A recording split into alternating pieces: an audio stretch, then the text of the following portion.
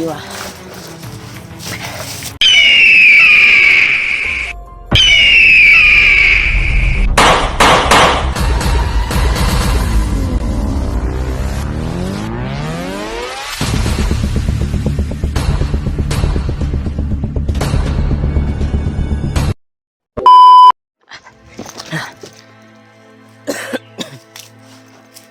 Tol. Grabe yung katawan ko tol, nahilo na talaga ako sa sobrang taas na yung paglalakbay ko. Patuloy pa rin tayo hanggang marating natin yung mission natin na matulungan natin si Gib. Grabe talaga.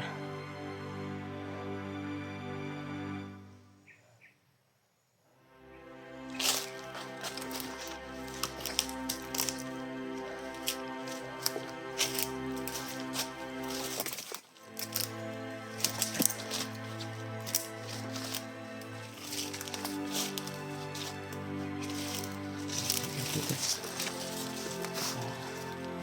sobrang init na.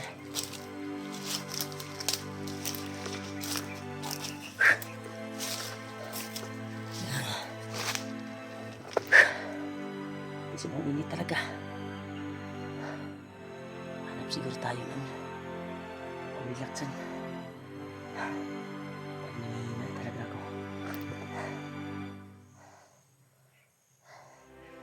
Siguro to sa gutom. Wow, naubos na yung pagkain ko sa bag, pero may wala ako dito. Di bulat at bilata. Isang lata na yung bilata. Tuyo ba bulat?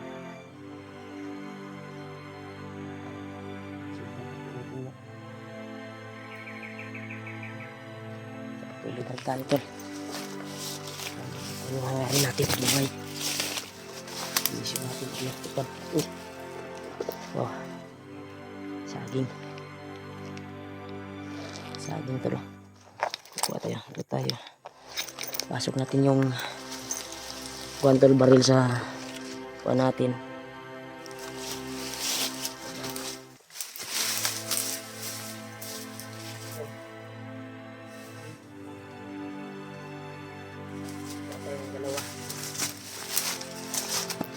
Kainin natin ito. Hanap tayo ng pisto. Pwede na ito relaxan. Kakainin natin ito.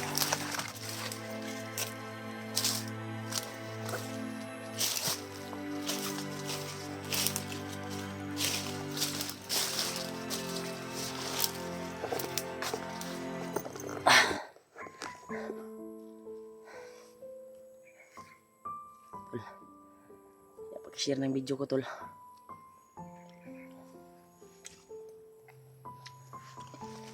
Hindi tayo mawala ng pag-asa. Pag-isa tayo ay pilitin natin puntahan yung narinig ko putukan.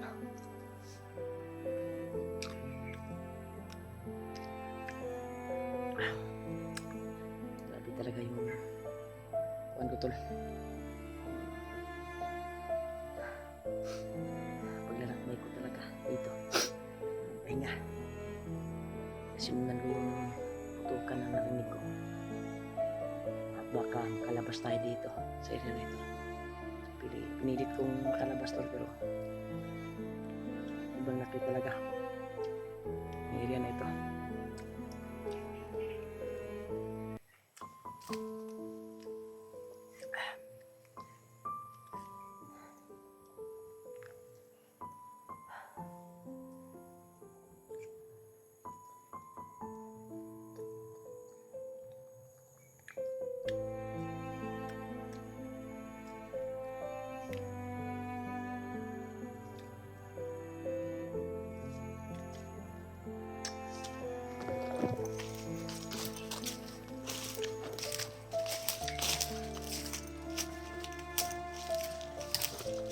Tuloy tayo. Kaya lang tayo siya ang oras tol.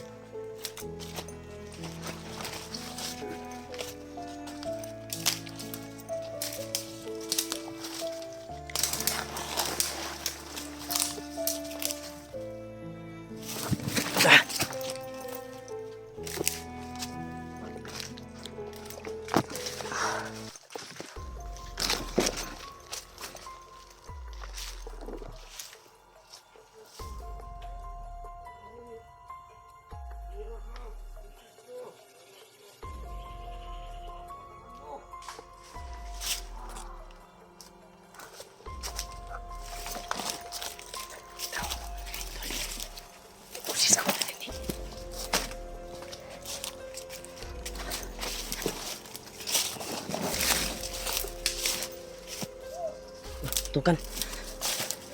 Tutukan tol. Galing puto ko.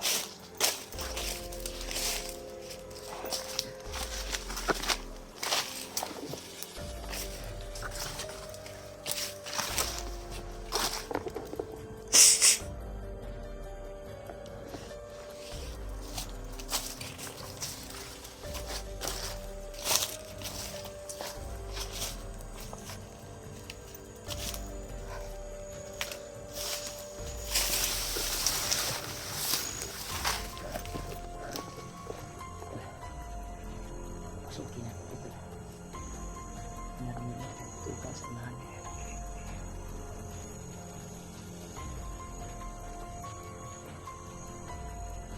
Nakagtaka kayo ito. Yung bandana ko. Hindi ko ginamit. Nasa katawan ko. Tinali ko sa katawan ko. Pilit kong tinago talaga tol dahil pinag-interesan ng mga bandido. Dahil yun yung mission ni Bagnot. Ano? May nagsisigawan sa unahan. Yun yung mission ni Bagnot tol. Para pakuha yung bandana ko. Kaya pilit kong tinago at hindi ko pinakita sa kamera. Dahil isa din yan sa pag-evolve ni Commander Bagnot para umiba naman yung pangangatawan niya, dagdag lakas, parang ialay niya ba sa kanyang katawan. Isa din yan sa mission ng aktual namin yung hagit. Nakita ko si Commander Bagnot dati.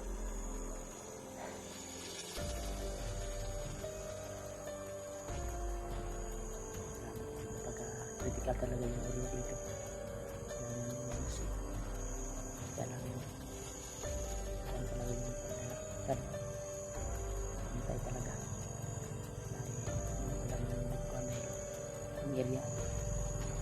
Hindi mo malalaman kung ba may kalaban ba. Yung madaming dahon na nag-aapay. Ito yung unas. Yung saging, patay mo saging. Yes.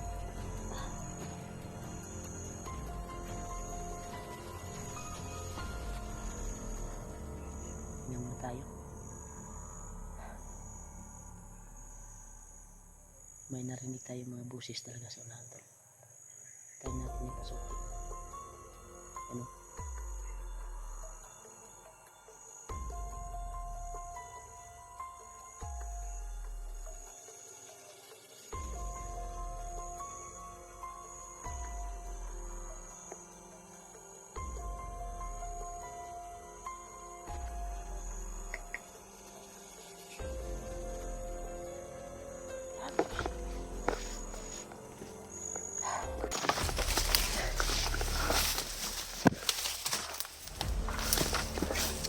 Hapangan natin to tol.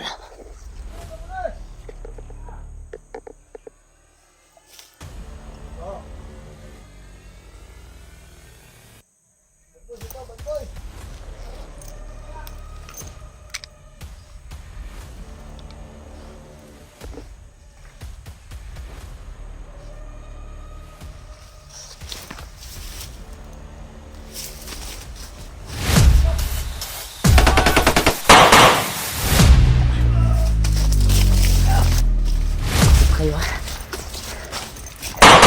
Wah.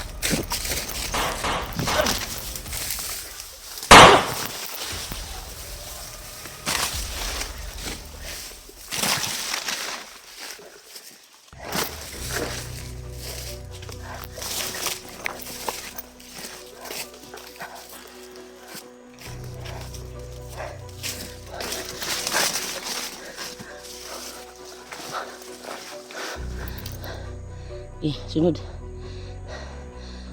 Patayin ko kayo.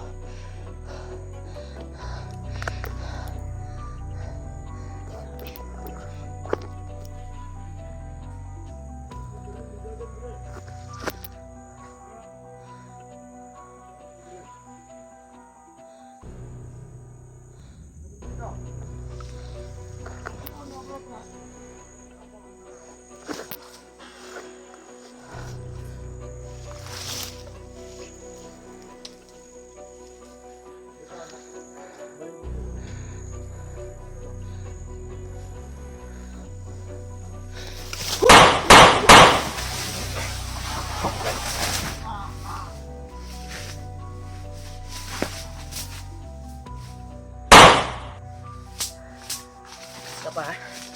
Isa pa kayo ha.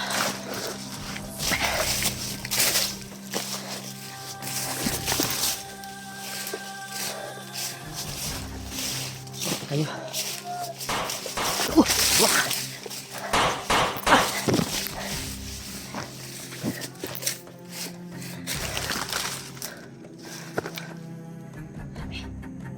Ito sila.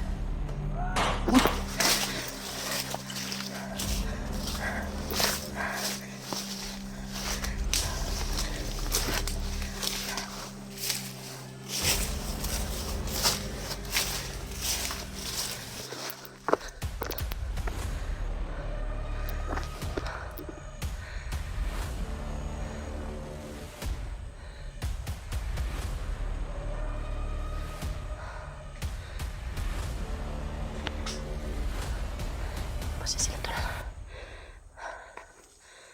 Ito.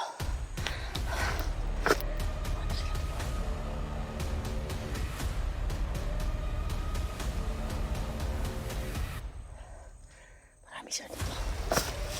Sabihin mo lang kayo.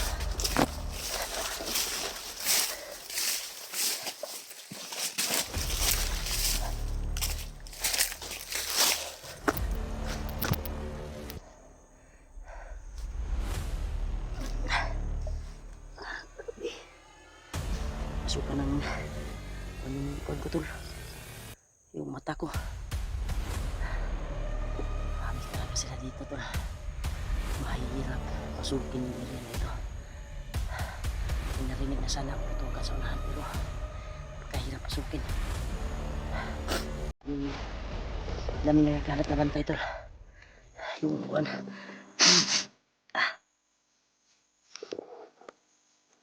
Ayun. Sobrang hanap ng betul. Ayusin mo ko dito. Baka.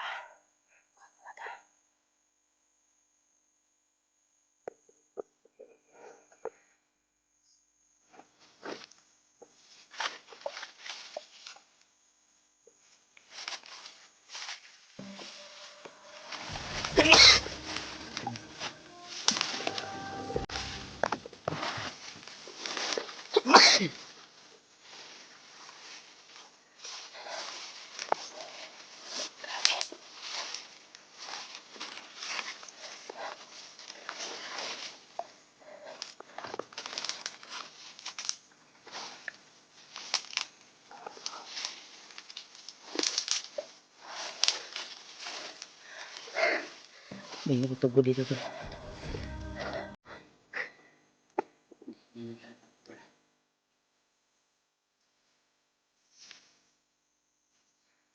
Hingan ako.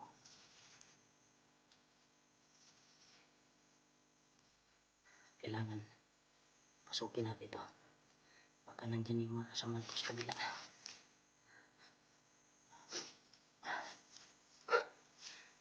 Wala talaga. Yan lang. Mabilis tayo at hindi tayo mahuli kagad. Pagkadelikado kapag mahuli tayo. Parang nahihilo na talaga ako tol. Parang umiiba yung mga paningin ko ngayon. Dahilan siguro to sa bukuan. Sa paglalakbay, mahabang paglalakbay siguro. Ito yung nararamdaman ko sa aking katawan ngayon. Nanghihina.